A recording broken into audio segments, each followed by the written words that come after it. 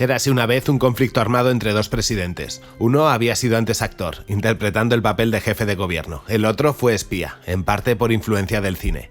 De Zelensky ya hemos repasado en el canal sus orígenes y patrocinadores. Hoy toca hacer lo mismo con Putin.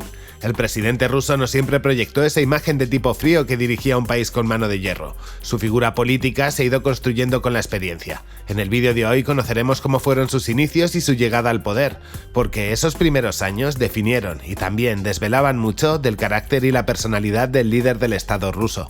Esta historia arranca cuando asumió el gobierno de Rusia de la mano de un senil Boris Yeltsin que dimitió la noche del cambio de milenio, el 31 de diciembre de 1999, utilizando el discurso para felicitar el fin de año.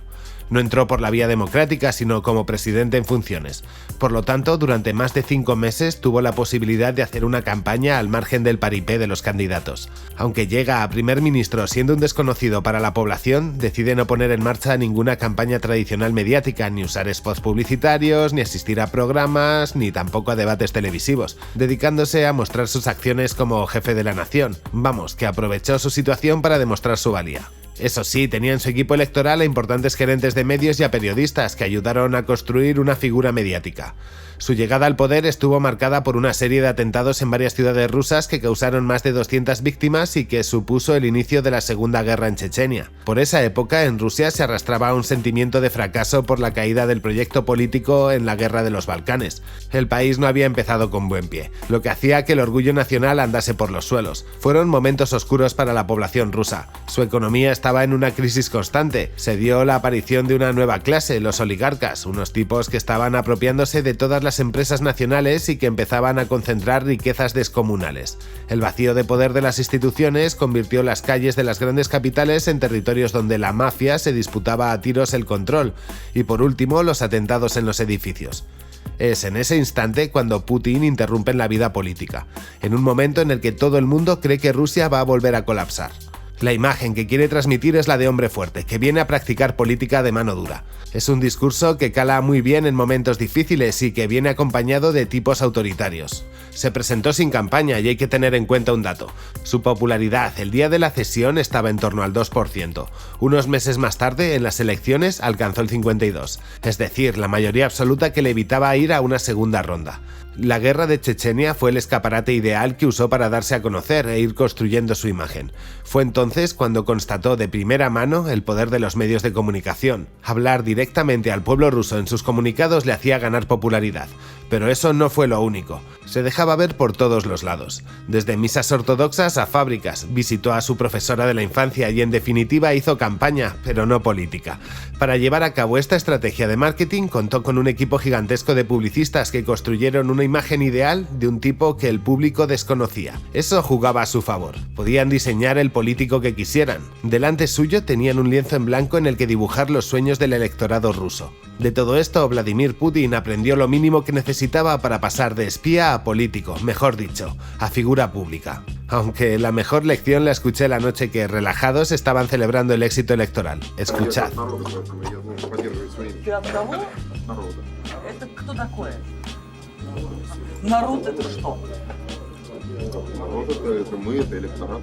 Putin nunca fue un pensador ni un hombre de partido. Llegó al Kremlin como un segundón. Era uno de esos personajes turbios que pocas veces se deja ver en las fotos, pero que acumula mucho poder y contactos. Vamos, que no era ni un líder político ni un hombre de masas. Tampoco fue un tipo que perseguía el poder. Se encontró con él y lo aprovechó. Durante la URSS inició su carrera en el KGB fascinado por la imagen de los espías del cine de los años 70.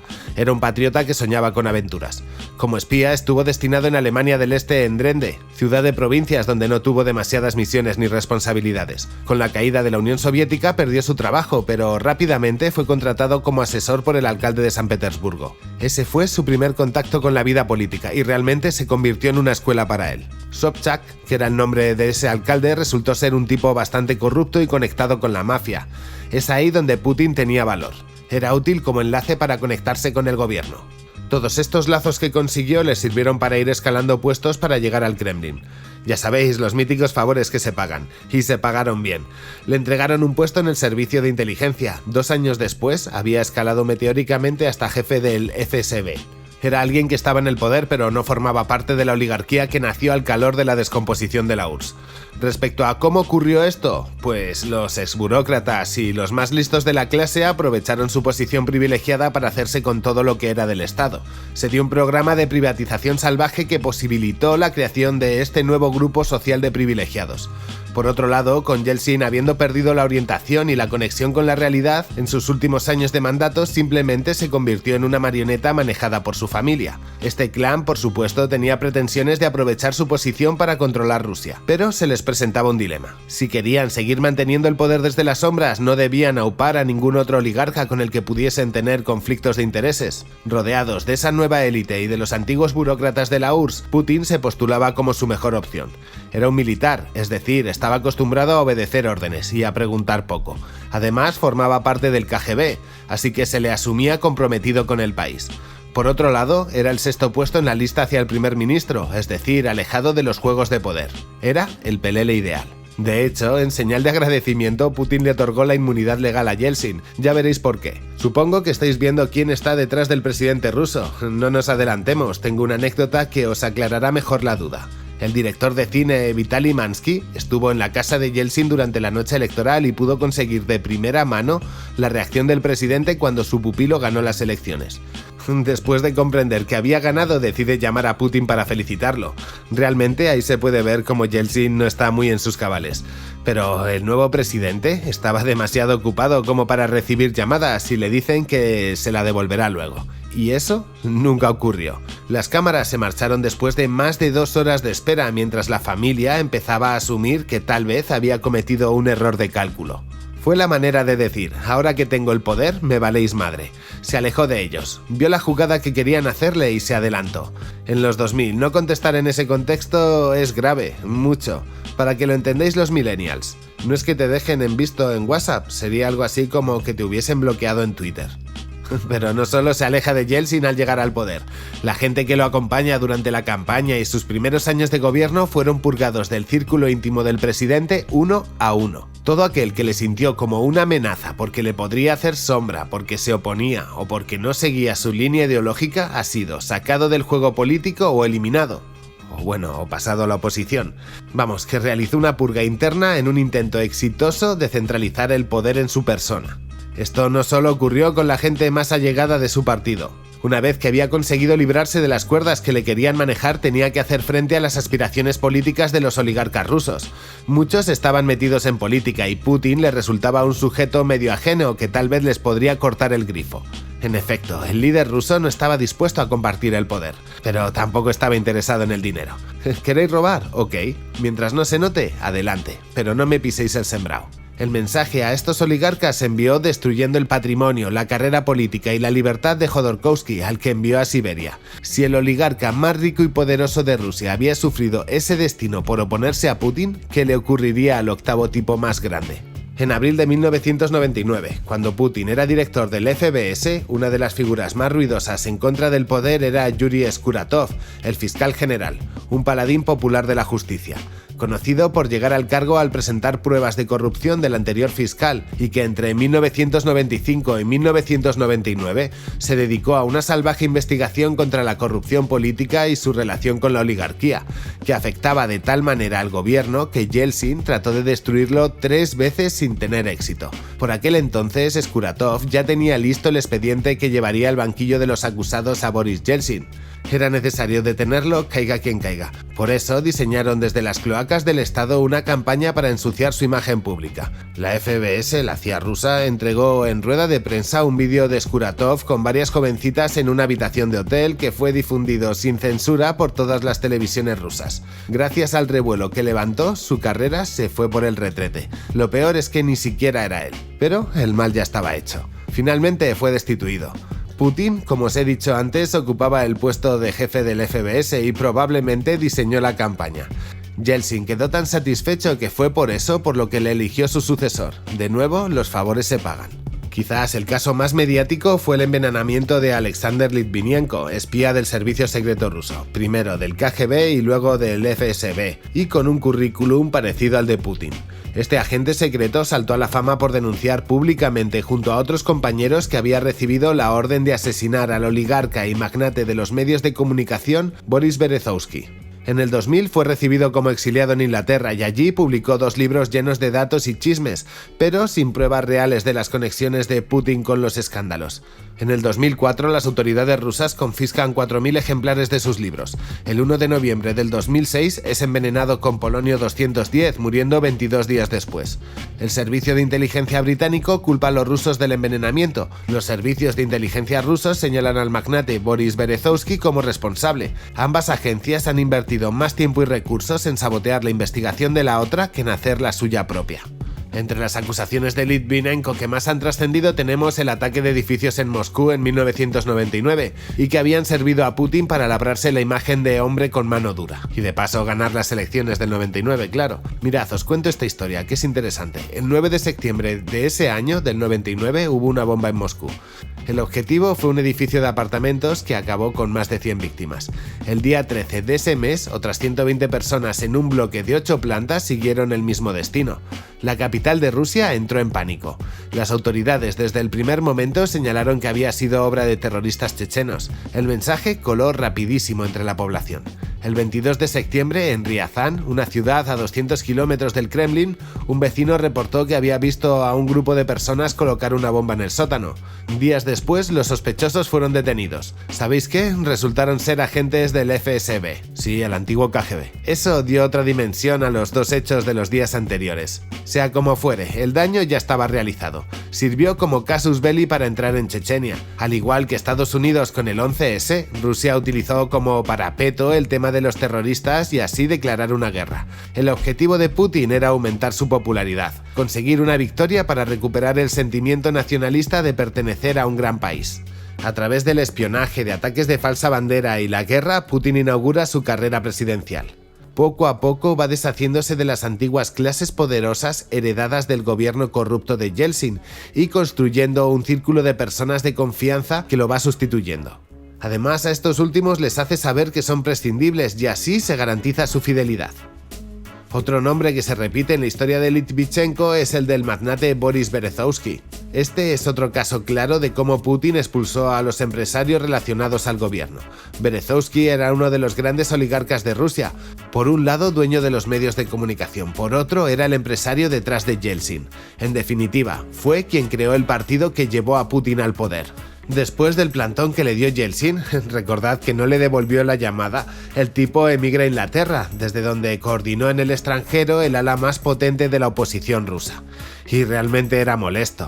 Este empresario ayudó mucho financiando la Revolución Naranja en Ucrania que evitó el ascenso de un presidente prorruso en 2004. Y claro, eso tiene un precio. Berezovsky fue víctima de varios intentos de acabar con su vida hasta que en 2013 apareció colgado. Y llamadme desconfiado, pero huele raro. Muchos otros empresarios siguieron el ejemplo de Berezovsky yéndose al extranjero, dejando así vía libre a una nueva clase empresarial, momento que supo aprovechar Prigozhin, mejor conocido como el cocinero de Putin. Su nombre salió a la palestra internacional en el 2016 con la acusación estadounidense de que una de sus empresas de seguridad cibernética, conocida por ser una fábrica de trolls, habían influenciado en los resultados de las elecciones Clinton versus Trump. Y recientemente en el 2020 volvió a resonar por estar detrás del envenenamiento del líder de la oposición rusa Alexei Navalny. Este último acusa al cocinero de Putin, no por haberle preparado un plato que le sentase mal, sino por intentar pegarle la disentería a través de los niños que participaban en un programa de alimentación para escuelas públicas. Surrealista.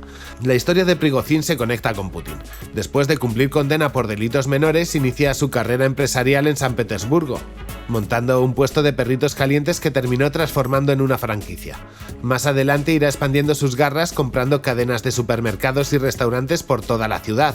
Desde que Putin fue elegido, siempre que pasa por San Petersburgo visita el restaurante.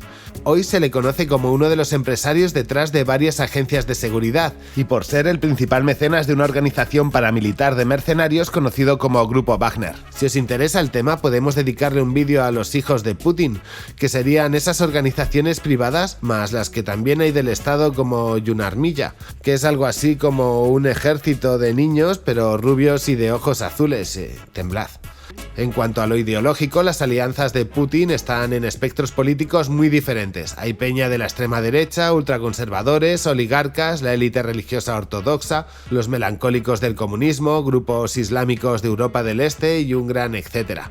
Podríamos definirle como nacionalista y conservador, pero en el fondo es un zorro en la política que no tiene problemas para ir a una misa ortodoxa por la mañana y después visitar por la tarde el monumento a Lenin. Hay una entrevista donde se sincera y deja caer que el nacionalismo es un buen elemento anexionador. En palabras de Putin, es necesario darle a la gente una identidad. Eso explica que recuperase el himno comunista. No lo hizo por principio, sino para gustar a quien sí los tiene. Por otro lado, en repetidas ocasiones dice que está para defender los intereses del Estado. Putin entiende que todo vale, que el fin justifica los medios. Y si no reflexionamos demasiado en esas palabras, puede ser un discurso algo egoísta, aunque muy atractivo. Por desgracia, Putin no está hablando de proteger los derechos de la gente, sino de defender las estructuras del Estado, y por supuesto, eso incluye a quien las maneja, pero ni a ti ni a mí. Recordad la frase que se mencionó la noche que subió al poder. Existen distintas maneras de entender el Estado. Si nos preguntamos ¿con qué finalidad surgió? Pues con la de organizarnos una vez que dejamos de ser siervos del Señor o del Rey y nos convertimos en animales libres. Si la pregunta es ¿para qué sirve? La respuesta depende de los intereses de cada uno y de su manera de entender la política, aunque básicamente se presentan dos opciones. Nosotros debemos servir al Estado o el Estado debe de servir a la gente. La respuesta correcta así a priori parece más que obvia, el Estado debe de servirnos. Pero esto se complica cuando miramos las relaciones internacionales. En el mundo de la geopolítica es más importante proteger los intereses nacionales que los de la gente.